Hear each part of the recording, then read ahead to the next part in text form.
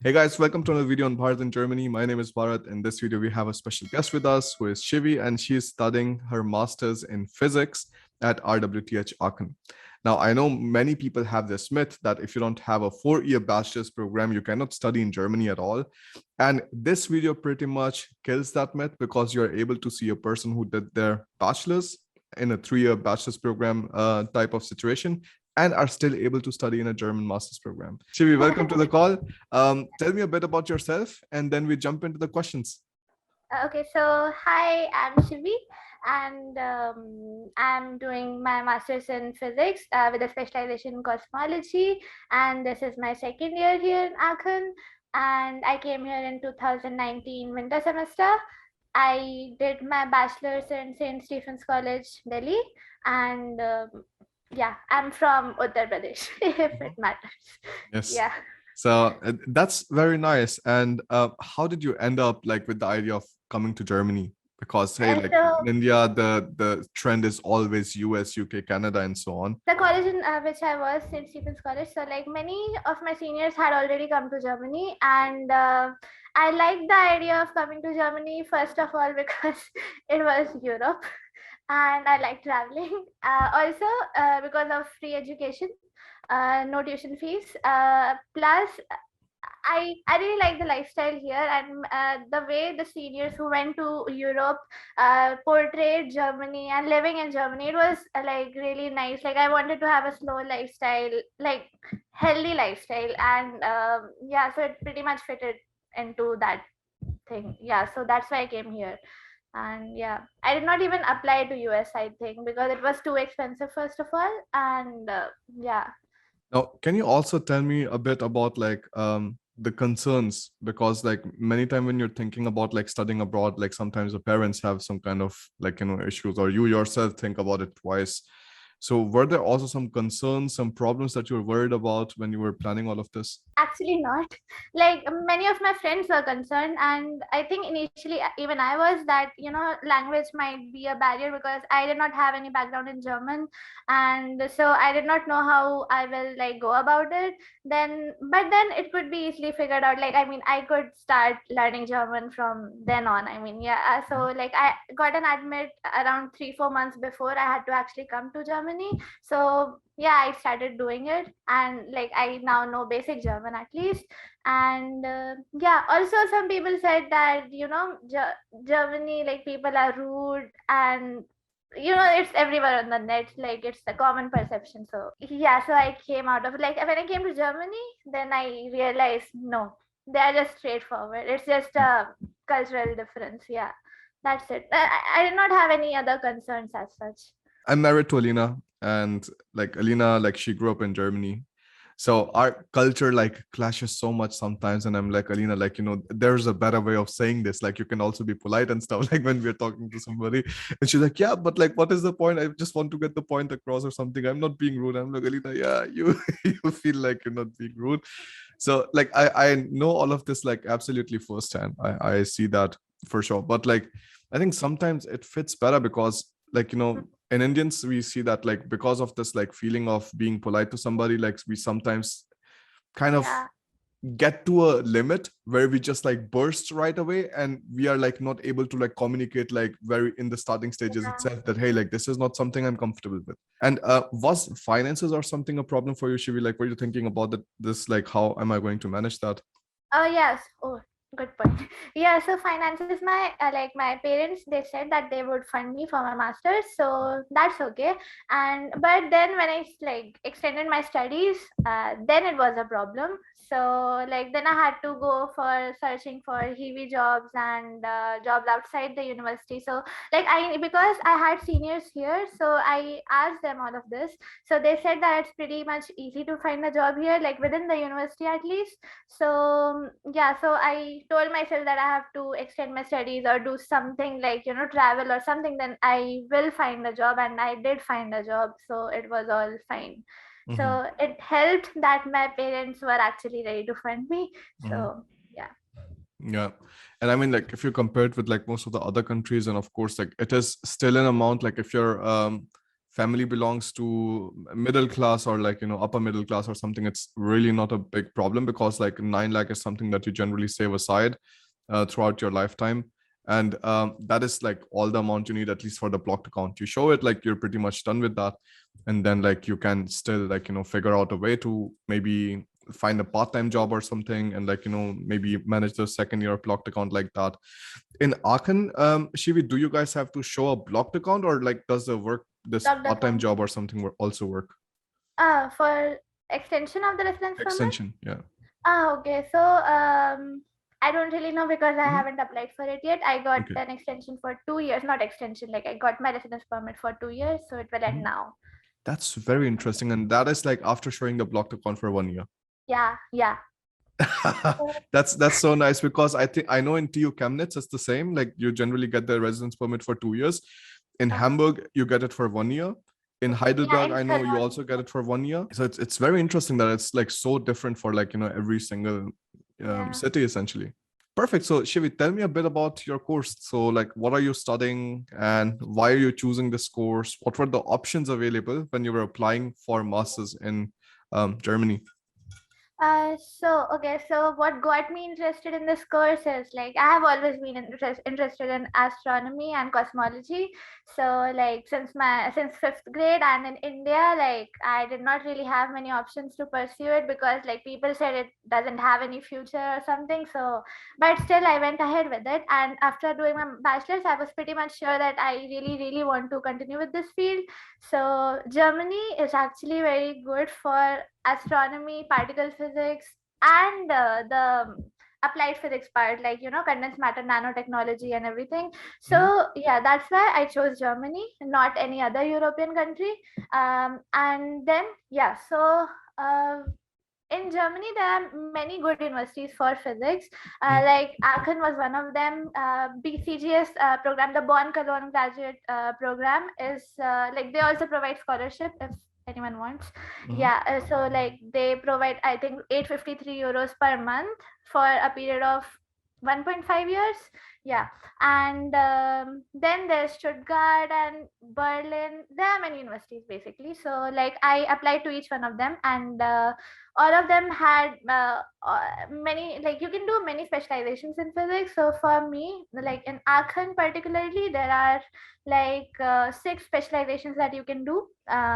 There's particle physics, astroparticle physics, quantum field theory, condensed matter physics, nanotechnology, and quantum technology. So there are six tracks. Now out of them, I initially got a bit scared of pursuing cosmology because, like, I don't know, like, I got intimidated by the people who were actually there sitting with me in the class.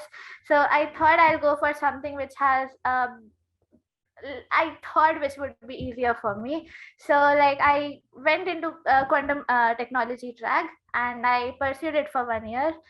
As yeah, it was a pretty nice thing to do. Like it's in Germany, quantum technology is like actually a pretty booming field if anyone wants to do that. Aachen has collaboration with Forschungszentrum Jülich. So it's one of the largest research institutes in Germany. It's very much near Aachen, and they have a lot of experiments and research going on in the field of particle physics, condensed matter, nano, and quantum technology. So it helped. Being in Aachen, it helped very much because you could be directly related to the like you can directly work with the people who are actually doing some cutting edge, research work there. So even if you apply for a HEV or something like student job, you can actually work in Ulish with those professors. So it was nice. And yeah, so after 1 year, I realized that this is not my thing. Like, I did not really like it. I was just trying to convince myself that I like it. So I tried to ask professors for a HEV so that I could save up to extend my studies. And that's what I did. I got a HEV in quantum technology in my previous like related to my previous track, and I did it. And then since then I'm pursuing a specialization in cosmology, and yeah, that's what I'm doing now. Mhm. How were the evaluations in your program? Was it like just written exams? Was it seminars, Yes. oral exams? It depends on the course.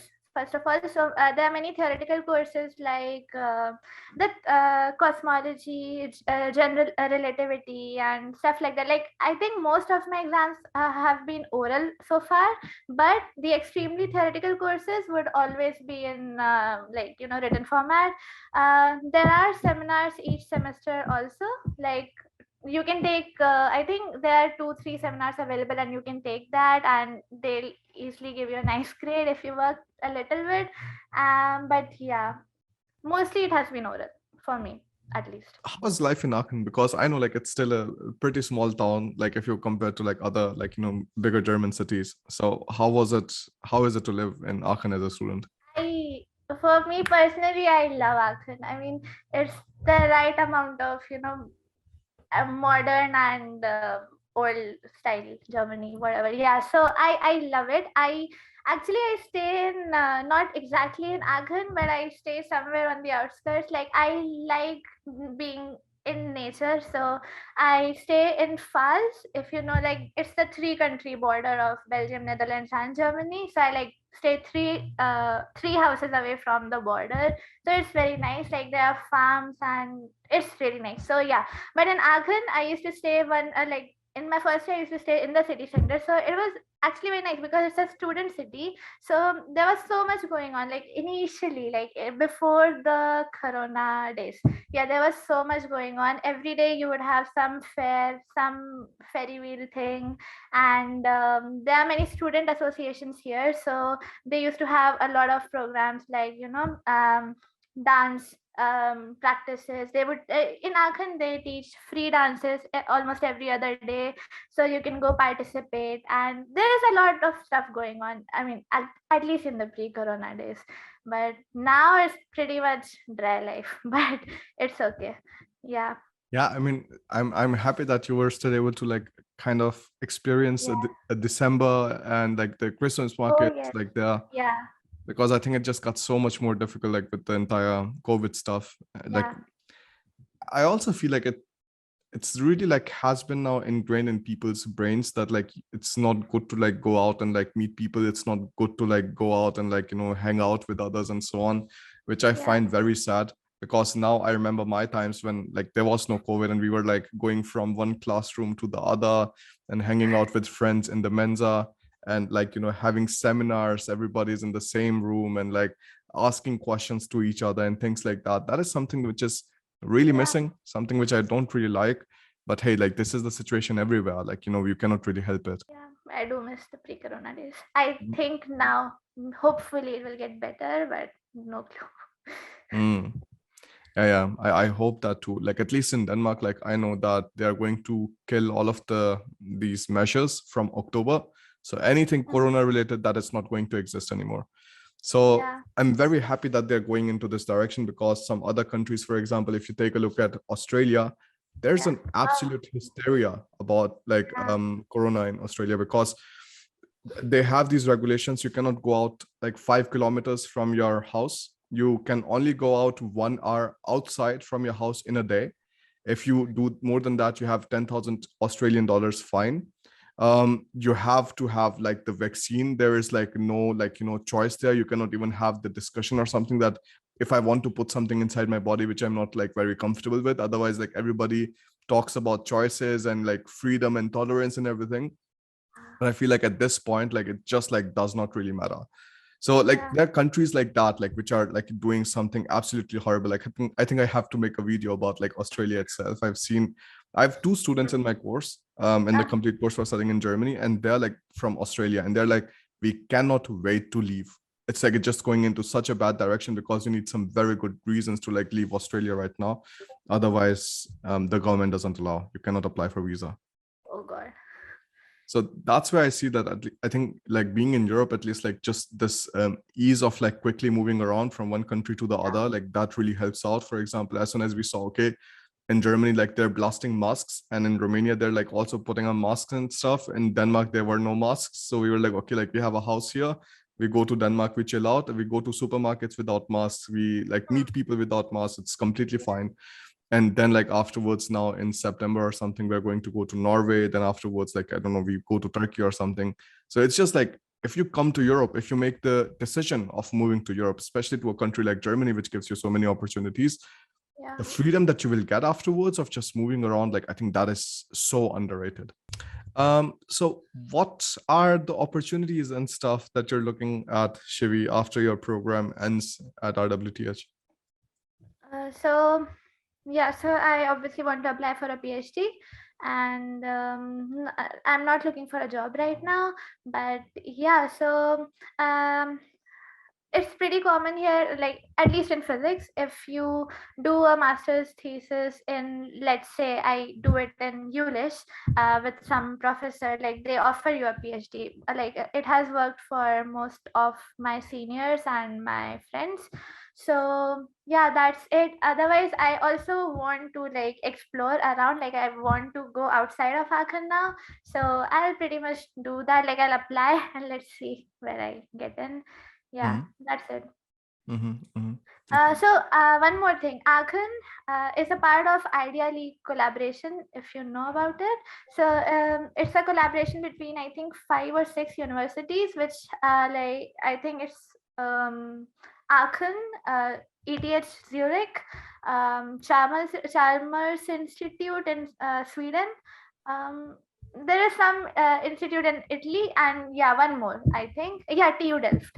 So these 5 6 institutions, they have a collaboration called Ideally Collaboration. So under this collaboration, you can do your thesis even outside Aachen, and if you like in one of these institutes under some professor, and if you do it, then they pay you around 300 euros or 400 euros per month. So that's a good thing about being in Aachen. Like you can do this also. Like otherwise, also you can apply for thesis outside the university, but they don't really pay you for this, at least in physics. But in this case, you can. Like, how do, like, how do you guys find jobs? Like, what is available after like physics? So, so like part-time jobs or like after that? Full-time jobs. Full-time jobs. Okay, I have no clue Okay. because I I haven't never seen yet. looked into it. But my friend, I think, looked, and he said that after masters in physics, there are like not many jobs available. Like they won't pay you that much. There are jobs available, but they don't pay that much. But like if you do a PhD, then after that, a lot of doors open up for you. And also, when you do a thesis in physics, so then you have all these skills like machine learning, deep learning, or something, because your thesis involves a lot of computation. So if you can portray that thing in such a way that the company finds you interesting enough to take you, then yes, I think it should be good. So yeah, like my friend, he's doing a thesis in unsupervised machine learning, and like I think it's very good thing, because and many people in engineering departments, even they don't get to do that. So I think if he wants, he can get a good job, but I don't know. The thing is, like, what I know, at least from like other fields and so on, like, even if you've done your bachelor's in physics or something, master's in physics, you still have the options to go towards like data science, data analytics, all Yeah. of these things. Those options are always available, which I find personally very interesting. Also, if you take a look at any of these management consulting companies, like they hire people from every field, and they pay very well. So essentially, like when you start in a management consulting company in Germany, like the starting salary is hit from like 4,500 euros per month onwards.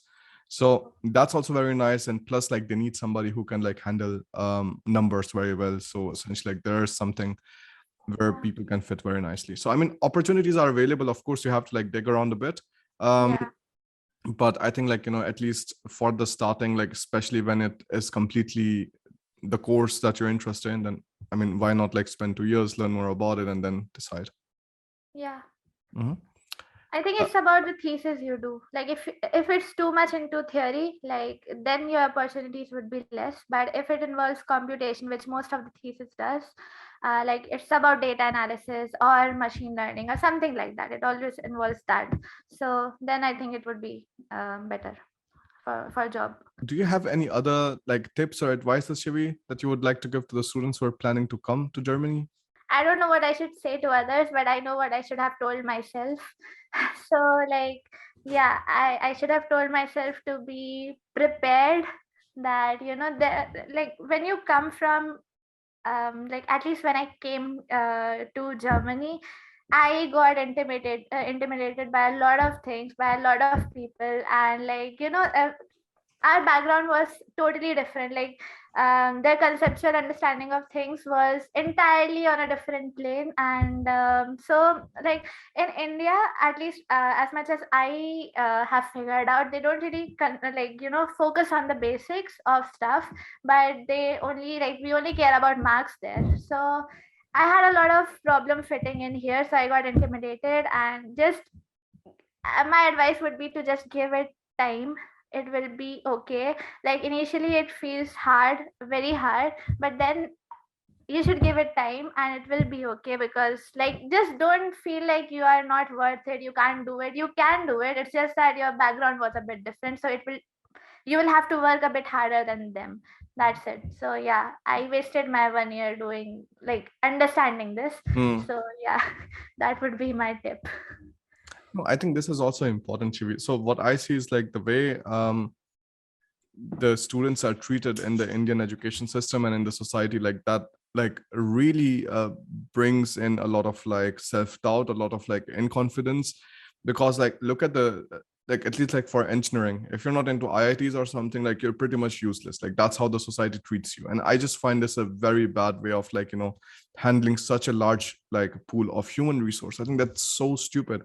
I think you can do so many better things like with this kind of yeah, like, so many students who are like kind of graduating every single year. You can do something better. But yes, like, you study, let's say, in a university. I mean, St. Stephen's is like still nice, but Mm. you study in some other universities or colleges, and then afterwards you feel like, okay, like you cannot do anything at all. Then you come to Germany, then like it just amplifies.